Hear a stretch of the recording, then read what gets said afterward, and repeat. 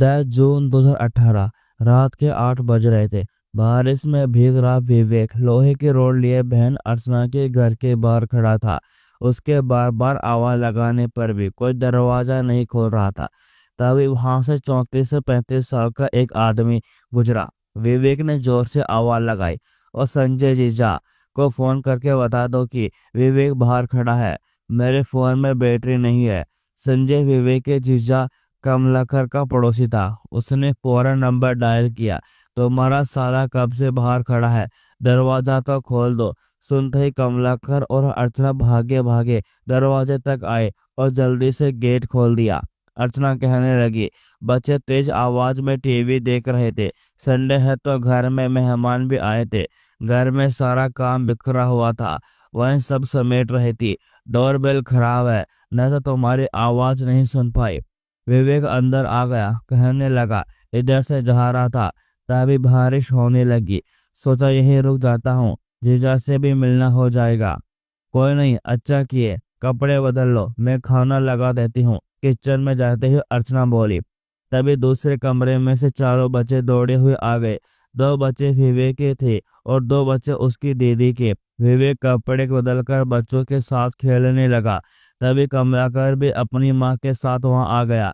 कमलाकर की माँ को देखते ही विवेक बोल पड़ा, आप कब आई? वो कुछ बोलती इससे पहले ही अर्चना बोल पड़ी, अरे आज मेरा देवर केशव आया था, उसी के साथ माँ आई थी, वो चला गया है, यह रुक गई, चलिए अब खाना खा ले। यह कहते हुए अर्चना थाली लेकर आ गई। विवेक ने खाना खाया, फिर सब सोने जाने लगे। तभी विवेक बोल पड़ा, दीदी मेरी बाइक बाहर ही खड़ी है, मैं अंदर करके आता हूँ। विवेक बाहर गया, मोटरसाइकिल लाकर अंदर खड़ी की और लोहे की रोड बाउंड्री के बाहर छिपा दी। अंदर आया तो अर्चना बोली, हम लोग हॉल में सो जाते हैं, बच्चे पलंग पर है, तुम उसी कमरे में सोफे पर सो जाओ। विवेक जाकर सोफे पर सो गया। रात के करीब 1 बजे अचानक विवेक उठा और दरवाजा खोलकर दबे पांव बाहर निकला। बाउंड्री के बाहर रखी लोहे की रॉड उठाई और अंदर आ गया। सभी गहरी नींद में थे। विवेक दबे पांव जीजा कमलाकर की तरफ बढ़ा और पूरी ताकत लगाकर उसके सिर पर 4 से 5 बार रोड दे मारी। चीख निकलने से पहले ही कमलाकर की सांसें थम गई। खून की छींटे बगल में सो रहे अर्चना के मुंह पर पड़े। उसकी आंख खुल गई, वह जोर से चिल्लाई, कौन है, कौन है? तभी विवेक ने उसके सिर पर भी जोर से रोड दे मारी। अर्चना का सिर फट गया, खून के छींटे दीवारों पर फैल गए। विवेक ने फिर से 2 से 3 बार रोड उसके सिर पर मारे। अर्चना भी शांत पड़ गई। इधर दूसरे कमरे में पलंग पर सो रहे अर्चना की बेटी वेदांती जा गई। वो रोते हुए आ गई और कहने लगी, मामा, मामे पापा को क्या हुआ? यह खून कहाँ से आया? क्या हुआ? कुछ बोल क्यों नहीं रहे हो? खून से सने विवेक ने वेदांती को झट से उठाया और अर्चना की लाश के ऊपर पटक दिया। फिर 4 से 5 बार रोड से वार कर दिया। ऑन द स्पॉट वेदांती खत्म हो गई। अब विवेक सोफे पर बैठकर सुस्ताने लगा। उसके हाथ में अब भी रोड था, उसमें खून टपक रहा था। करीब 10 मिनट बाद विवेक सोफे से उठा, मन ही मन दुबदुबाया। कई महीने से इसी वक्त का इंतजार था। 3 तो खत्म हो गए, बाकी जो बच्चे हैं उनका भी राम नाम सत्य कर ही देता हूँ। विवेक पलंग की तरफ बढ़ा। कमरे में अंधेरा था। उसने ध्यान से देखा तो पलंग पर 3 बच्चे एक दूसरे से लिपटकर सो रहे थे। उसने कंधे के ऊपर तक रोड उठाई और एक के बाद एक कई बार कर ढाला। बच्चों की चीख से कमरा गूंज उठा। तभी अर्चना की सांस मीराबाई भागती हुई आ गई। सामने खून से लथपथ विवेक लोहे की रोड लिए खड़ा था। मीराबाई के तो प्राण ही सूख गए, हाथ पैर कांपने लगे। वो कुछ बोलना चाहते थे पर हलक से आवाज ही नहीं निकल पा रही थी। विवेक कहने लगा, आजा बुढ़िया, तेरा भी काम तमाम ही कर देता हूँ। उसने उसके सिर पर रोड दे मारी। मीराबाई वहीं गिर पड़ी। विवेक ने पैरों से मीराबाई को धक्का दिया और फिर उसे सिर पर रोड मारने लगा। कुछ ही पल में वो शांत पड़ गए। पूरे कमरे में खून ही खून फैल गया। अब विवेक ने अंगुली पर कुछ गिना और रोड लेकर कमरे से निकल गया। बाहर आया तो मेन गेट पर ताला लगा था। उसने खून से सनी रोड उठाए और बाउंड्री के बाहर फेंक दी। गेट फांदकर भाग निकला। सुबह के करीब 5 बजे अर्चना के घर से बच्चों के जोर जोर से रोने की आवाज आ रही थी। पड़ोस में रहने वाली लता बच्चों का रोना सुनकर भागते भागते वहां पहुंची। अर्चना की 11 साल की बेटी मिलानी और विवेक की 4 साल की बेटी कयासनी रो रही थी। मेन गेट लॉक था। लता को देखते ही गेट के अंदर से ही मिल्तानी बोली, आंटी, मामा ने माँ पापा सबको मार दिया। मार दिया कैसे? घबराई हुई लता बोली।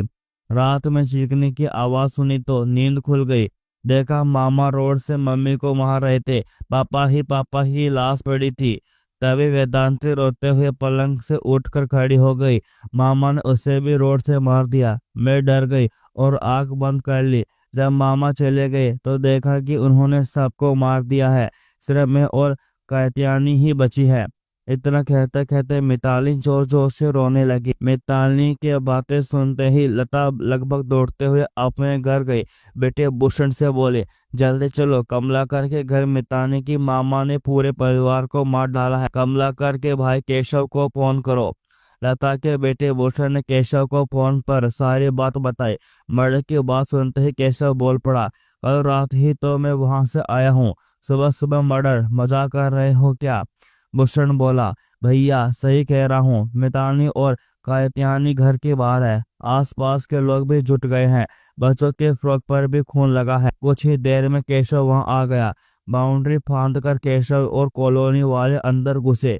देखा पूरे घर में जगह जगह खून फैला पड़ा था। 55 साल का कमलाकर, उसकी 44 साल की पत्नी अर्चना, 14 साल की बेटी वेदांती की लाशें पड़ी थी। सभी के सिर कुचले हुए।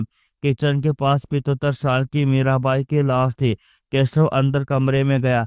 पलंग पर 4 साल का कृष्ण पड़ा हुआ था, खून से सना। उसका मुंह, नाक, सिर सब बुरी तरह कुचले हुए थे। लता बोल पड़ी, यह तो विवेक का बेटा कृष्ण है। उसने अपने बेटे को भी नहीं छोड़ा।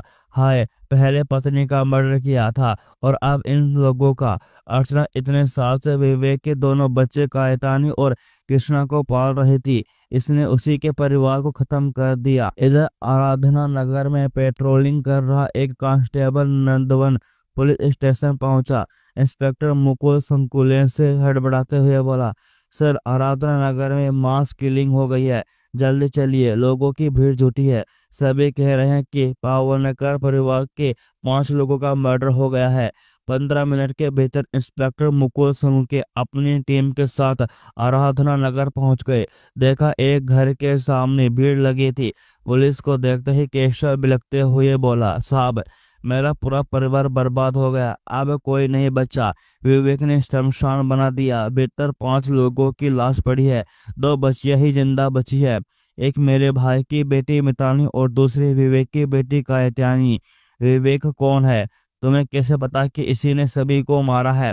इंस्पेक्टर मुकुल ने दोहराते हुए पूछा। सर, विवेक मेरी भाभी अर्चना का भाई है। कल रात वो यहाँ आया था। उसकी बाइक और चाबी पड़ी है। पड़ोसी लता और संजय शेंद्रे ने उसे देखा था। मितानी और कायतानी ने उसे मर्डर करते देखा है। इंस्पेक्टर मुकुल सोचने लगे, जब सभी को मारा तो फिर ये दोनों बच्चे कैसे बच गए? उसने अपने बेटे कृष्णा को क्यों नहीं मार दिया?